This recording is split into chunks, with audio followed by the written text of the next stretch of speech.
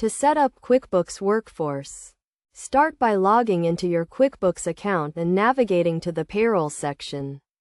From there, click on the Workforce tab and select Set up Workforce. You will be prompted to review and agree to the terms of service. Then click Next to proceed.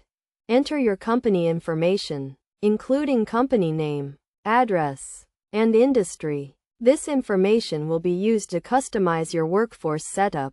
Choose the payroll schedule that best fits your business needs, such as weekly, bi-weekly, or monthly. Next, add your employees to the system by clicking on the Add Employee button.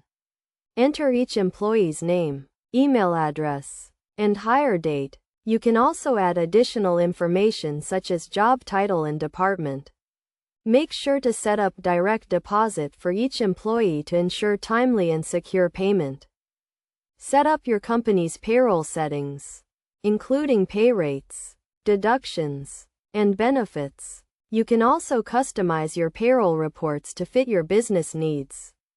Intuit provides a range of reports, including payroll summary, payroll detail, and employee earnings.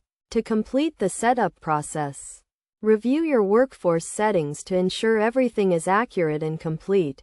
Test your setup by running a payroll preview to verify that all employee information and payroll settings are correct. Best practices for setting up QuickBooks Workforce include regularly reviewing and updating employee information, processing payroll on a consistent schedule, and taking advantage of the system's reporting features to stay on top of your business's financials. By following these steps and best practices, you can effectively set up QuickBooks Workforce and streamline your payroll processing.